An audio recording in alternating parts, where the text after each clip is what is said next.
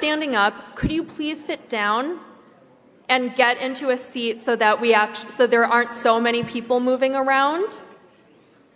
And then let me consult the people who are counting. So everyone who is not a counter, take a seat. Take a seat. Everyone on the walls, take a seat so that we can count. When there's so many people moving around, it's very difficult to count. Quick point of privilege. Quick point of personal privilege. Yes.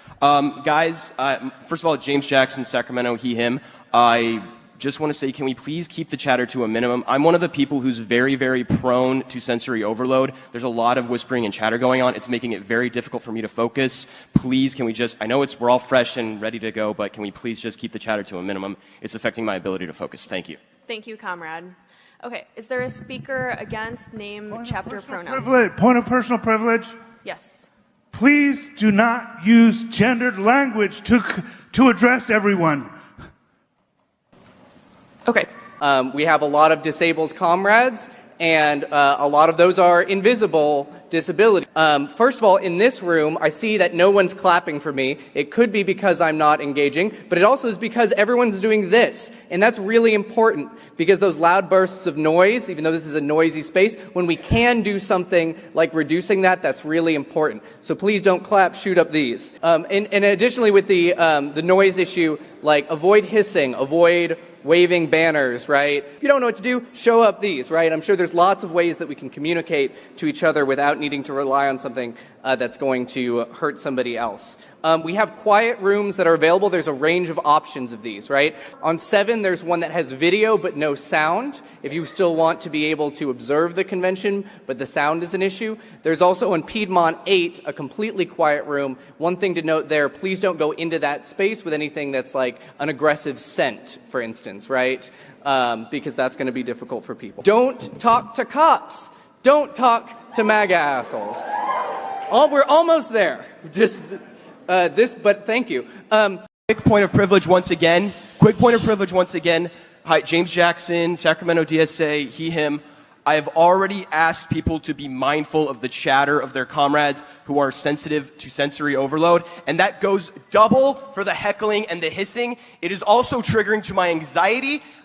Like, the be comradely isn't just for, like, you know, let's keep things civil or whatever. It's so that people aren't going to get triggered and so that it doesn't affect their performance as a delegate, okay?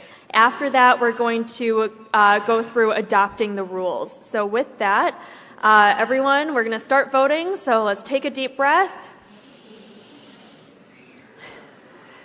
Great. And so I'm going to welcome Brian to give the credentials report. Hi, everybody. Brian Laverne, he, him, from Houston. And now we're going to move on to the resolutions and Very amendments brief. committee. Very brief point of information. If you are using a microphone, talk into it directly like I am right now, and do not wave your face back and forth because people cannot hear you. That is all. Okay, awesome. Thank you for the pointers. Yes. Could someone please run a mic to the comrade in the jean jacket, of which there are many?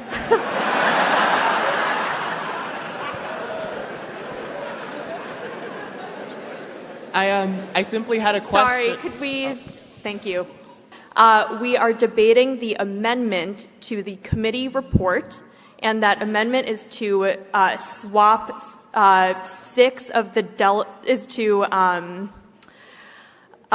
the amendment is to take 6 different delegates to recognize 6 different delegates from East Bay from what the committee report says. Great. Point of clarification here on what we're actually... Could you get to the mic, please? So point of clarification in that the chair gave a report. There was a verbal second from the audience on the report of which was given, and then there was a motion for an amendment to that. What are we actually talking about at this point, and then what is the vote going to be? Thank you. We need to be very clear about the work that we are trying to do. It is important. So in voting yes, are we voting to Yes. Yeah, so voting yes uphold the delegates? No. So voting yes means that you want to... you want the substitute 6 delegates to be seated instead of the delegation that is outlined in the Credentials Committee report. Thank you. Does that make sense? No. Right, so if you agree with what the report recommended, then you should. I'm just asking. I'm trying to understand what. Voting yes means that you are supporting the challenge to the East Bay delegation. Point of privilege. Can I reiterate that we, for the sake of our comrades who have sensory issues, refrain from hissing, loudly shouting out your opinion on a vote, or waving banners and signs that reflect your vote in front of people? Yes, Thank you. absolutely. Thank you. Okay, so now is there any further debate on the Credentials Committee report? Point. Hold on, point of order. Yep. Thank you. So, Sorry, what's your name and my your... name is Trey. I use they, them, and he, him pronouns. I'm from Memphis. Thank you for asking. Nice to meet you. Sorry. Nice to meet you. I had a question. So, Nick? Jack? What is his name? Or what is their name? Nick J. They were elected as an at-large delegate before they resigned. Is that correct? No. No? Okay, then never mind. Now, we are going to... Point of information, could you please let us know how many delegates there are? Anyone know that?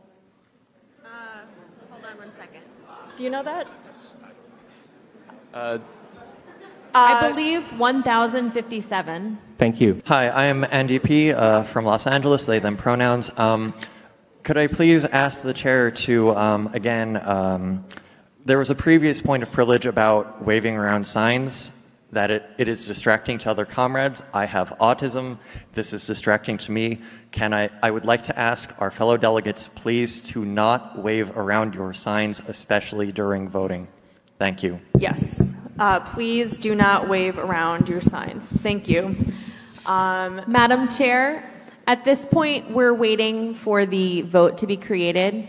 When it's ready, I'll let you know, and there will be a URL projected on the screen. Oh, okay. Cool. And you will be able to put that in either to your phone, your laptop, or you can go use one of the iPads that we have ready. Thank you, Chair. Nick, he, him, his from Twin Cities. This is on behalf of a delegate who's currently in the remote room. They say that it is very hard to see the screens and cannot get a URL. Rebecca, are you ready to share what's going on? Yeah, I'm pretty sure that we've hit the OpaVert server too hard, and I'm going to go call Jeff. Point of information then? Yes. Okay. I'm old school, folks, and it's probably some technical problem that we can't solve. So my point of information is really a question. Is it possible that we do this the old-fashioned way and have the yeses on one side of the room and noes on the other?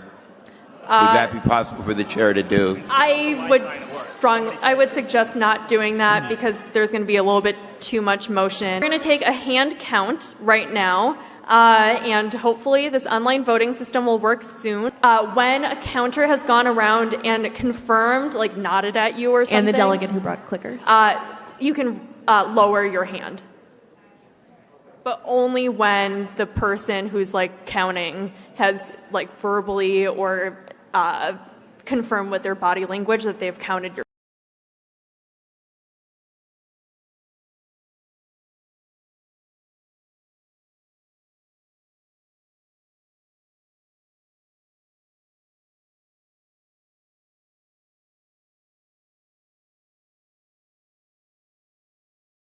Personal privilege, please. Yes, what's your personal privilege? Hi, so I know that this is kind of annoying. I know it's taking a while, but we want this to be done right. We are a democratic organization. We want to do this right.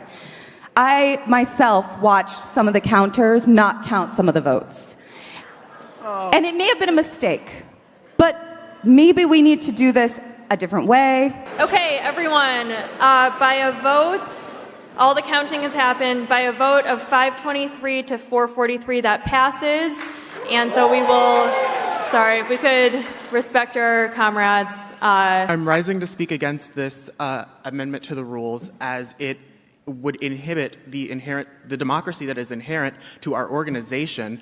If you look at it, most of the time that has been wasted in this body was not wasted on debate. It was wasted in vote after vote after vote and voting on whether we're going to vote on voting. It is ridiculous, and this resolution would not save us any time. When we're raising our placards, when we transition between the votes, can we slow down a little bit because it's starting to get confusing for people? Thank you. Totally. Yep. But it would have to be after the. Sorry, that's a point of debate. That's not actually. Well, no. I mean, it doesn't make any sense. No, that's out of order. Doesn't Sorry, make any sense. we've ended debate.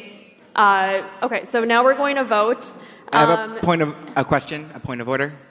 So voting yes would be to make it. Hold on, could I just get through my sentence, please? Okay, so all those in favor of.